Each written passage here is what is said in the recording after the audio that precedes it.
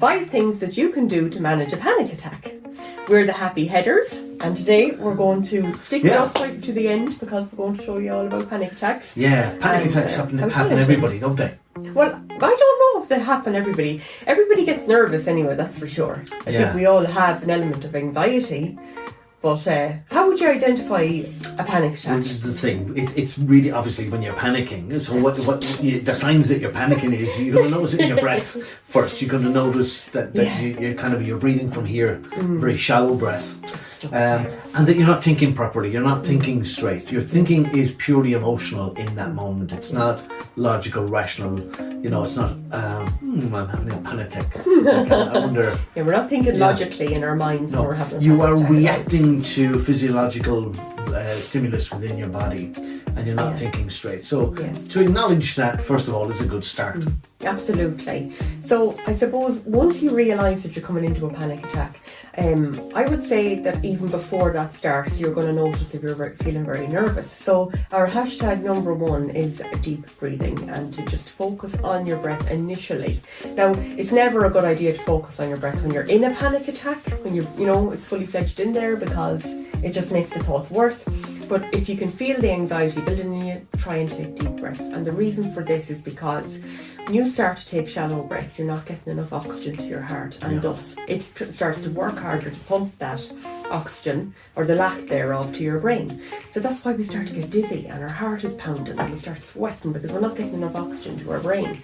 So if you can take slow, deep breaths into your tummy, just release and let go, that should help. You see, because when you think of it, you draw the breath in, so you slow down your lungs, but it also slows down your heartbeat, and then it calms down your mind. So it's a knock-on effect to 3 things. So the thing is to realise that you can control your breath. If you say, I can't breathe, it becomes a self-fulfilling prophecy. Yeah. If you let your head get involved. So you say, okay, I need to do this. And once you start doing that, you begin to get some mental clarity.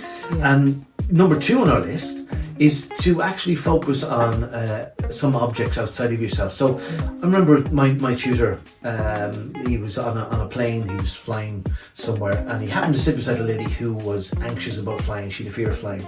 So she sat beside one of the best hypnotherapists in the country at the time. Nice. And he simply got her to focus her attention on the overhead light, and just to notice every little detail about that, and what kind of thoughts popped in her head. And she was totally distracted by it. He had her in a state of trance without formally having her in hypnosis. And she got through the flight fine. Oh my gosh, fabulous.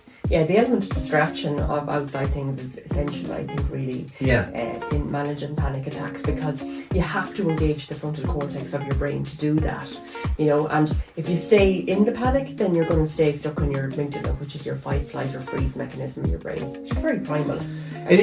It is. Its primary purpose is survive. That's it. And it'll do anything to survive. So it's not thinking logically and rationally.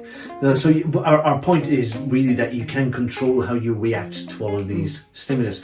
One of the things you'll notice when you get a panic attack is that you tense up. Everything tenses up completely. There's this seize up of this kind of a freezing thing. And when you do that, it's a primitive response, but you have to acknowledge that what you're actually doing is you're cutting off the blood supply to your brain. So you're not thinking properly, and your heart is squeezed, everything is squeezed. So when you squeeze to the max and then you release, it kind of gets the flow of energy again. Because when you think of it, when you go to a gym, you lift a weight, you're doing curls, you tense up the muscle and then you relax it on the downward motion. So deliberately tense and untense your fists, for example, or your toes. And this acts as a muscle relaxing, but it's also a distraction too, because now you're thinking about your toes. Which brings us nicely into our number 3 tip for managing the panic attack, which is relaxing your muscles.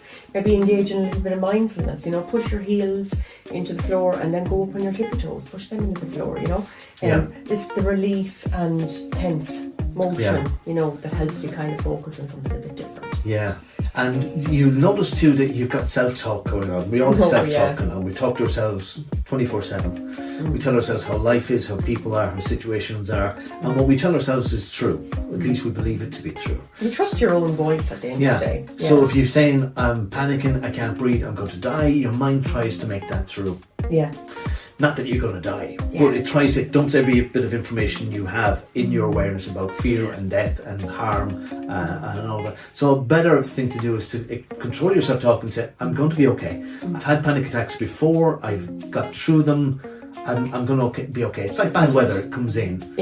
And you could get really upset about it and be all consumed about it. You can go, that's just weather, the sun is going to come out again. Yeah. Hashtag number 4, lads, engaging your senses. So I would always do this for my clients. It's one of the most effective things I find for an actual panic attack, and that is to engage the 5 senses of the body. So pick out 5 things that you can see, 4 things that you can touch and identify them, then 3 things that you can hear, 2 things that you can taste, and 1 thing that you can smell. And this is a fabulous way of engaging that frontal cortex again and reducing the panic. And finally, find a safe place that you can send your mind. This is something that you need to set up beforehand. I do it all the time. I have several places that I can send my mind for different mental experiments that I'm conducting. But to find a safe place or a happy place, I would say to somebody, what's the happiest you've ever been? Where's the nicest place you've ever visited? The time that you were most relaxed? Was it sitting on that beach somewhere with the sound of the waves and the smells in the air? Menorca, lads. Menorca. Lovely. Hashtag Menorca. So I get the person to re-experience that. And again, when you start thinking about nice, pleasant experiences of relaxation you've had before, your mind dumps all the data it has available into your awareness. And not only does this data engage with your logical part of your mind, but it also affects your muscles. Because if you're thinking like, what it's like to relax in a nice warm bath, straight away you feel that and your muscles feel that, and you get this sense of relaxing. And the thing that I anchor this with is an NLP thing, call an NLP anchor. It's a physical thing you do, simply touching thumb and finger together. You've done this with me, lads. Yeah. It's so good. Some people do it with that finger, it doesn't really matter. As long as you do, it's a physical thing that you do that sets off a chain reaction in your head. You kind of go, every time I think of my nice, relaxing, safe, happy, warm place, I do this. And every time you do this, then you go to your nice, happy, safe place. And the thing is to rehearse this before you need it. Mine is like snuggling up in bed. Yeah.